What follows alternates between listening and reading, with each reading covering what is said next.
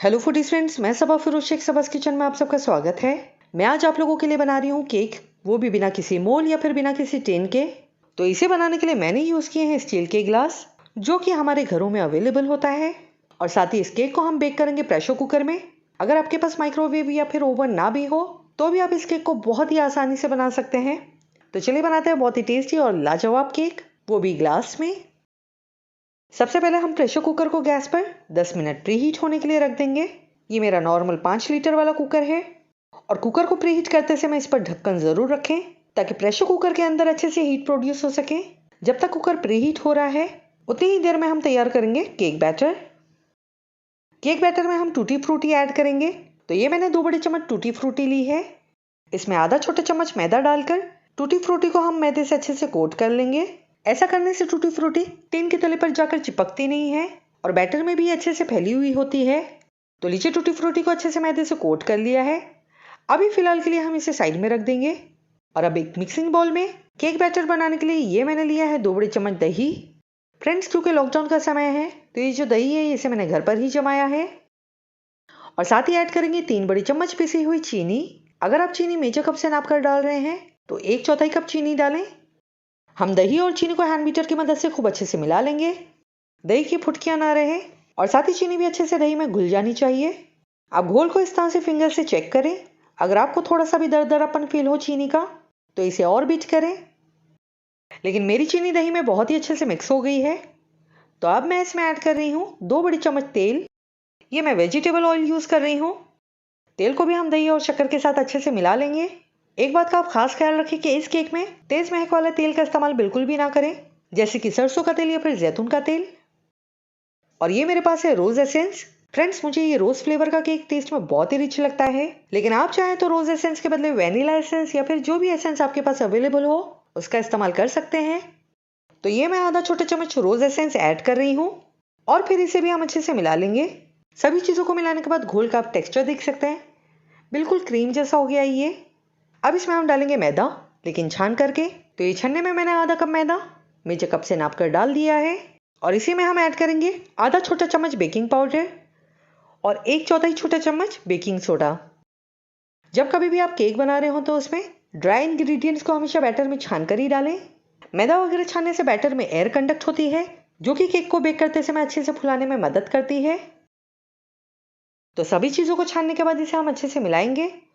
लेकिन मिलाने के बाद ये बैटर आप देख सकते हैं अभी बहुत ज़्यादा गाढ़ा है। इसे पतली कंसिस्टेंसी में लाने के लिए हम ऐड करेंगे 3 बड़ी चम्मच मिल्क।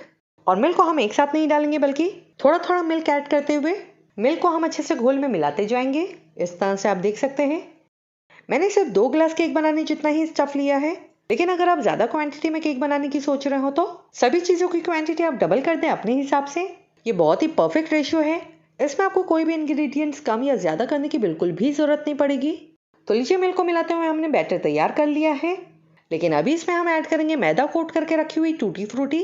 तो टूटी फ्रूटी डालने के बाद इसे हम घोल में अच्छे से मिला लेंगे।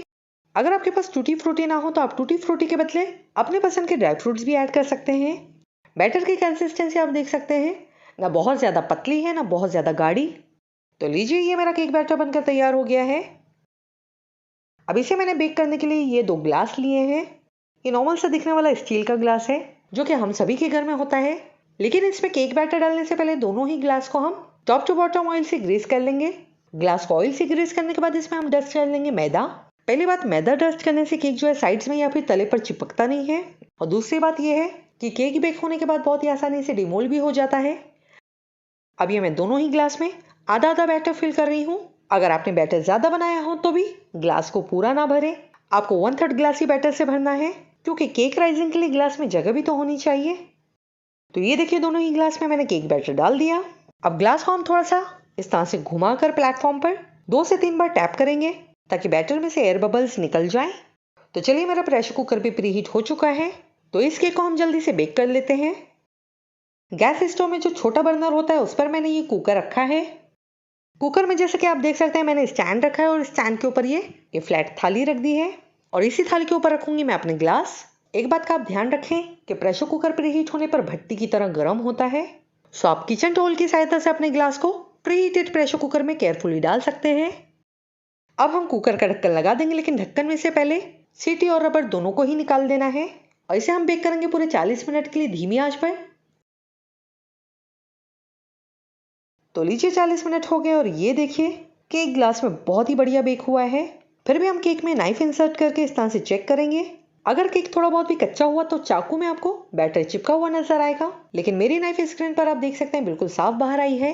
अगर आपका केक थोड़ा बहुत भी कच्चा हो तो कुकर का ढक्कन लगा करके केक को थोड़ी देर के लिए और बेक कर लें। मेरा ये केक कम्प्लीटली बेक हो गया है। केक बेक होते ही ग्लास को कुकर में से तुरंत ही निकाल लेंगे। अगर ग्लास को कुकर में ही छोड़ दिया तो केक बर्न हो सकता है। और 15-20 मिनट केक ठंडा होने के बाद ही केक को साइड में चाकू से इस तरह से कट लगाकर केक को हम करेंगे डीमोल्ड। मैदा डस्ट करने का यही एक फायदा होता है। देखिए ग्लास को उल्टा करने पर ही केक कितनी आसानी से डीमोल्ड हो गया। साथ ही आप देख सकते हैं मेरा ये केक कितना सॉफ्ट बना है। और ये मैं आपको केक दबा करके भी दिखा देती हूँ। ये देखिए बहुत ही अच्छा स्पॉन्जी केक बना है मेरा। यकीन माने मुझे ये ट्रिक बहुत ही आसान लगी, क्योंकि बेक करने के लिए हमें टिन, मोल्ड, कप, कटोरी वगैरह की बिल्कुल भी जरूरत नहीं है। बस सिंपल सा ग्लास ले लीजिए, उसमें केक बैटर डालें और बेक कर लें तो केक बनकर तैयार हो जाता है चाय नाश्ते के लिए। प्रेशर कुकर में भी ये बहुत ही अच्छे से परफेक्ट बेक हुआ है, ना कहीं से जला ना कहीं से टूटा फूटा। केक को डिमोल्ड करने के बाद इसे हम स्लाइसेस में कट कर लेंगे नाइफ की मदद से। केक को कट करने के बाद आप इसका टेक्सचर अंदर से भी देख सकते हैं। ये अंदर से भी कितना सॉफ्ट है और कितना स्पॉन्जी है। केक में बिल्कुल भी सूखापन नहीं है। तो चाय के साथ ये केक खाने में बहुत ही टेस्टी लगता है। आप ये केक की रेसिपी एक बार जरूर ट्राई कीजिए और आपको ये रेसिपी कैसी लगी कमेंट में जरूर बताएं। मेरे वीडियो को लाइक करें, शेयर करें, मेरे चैनल को सब्सक्राइब करें और साथ ही बगल में दिए गए बेल आइकन पर भी क्लिक कीजिए, जिसकी वजह से आपको मेरे आने वाले हर नई वीडियोस की जानकारी नोटिफिकेशन द्वारा मिलती रहेंगी। Thank you so much for watching my videos. मिलते हैं अगले वीडियो पर। Bye bye.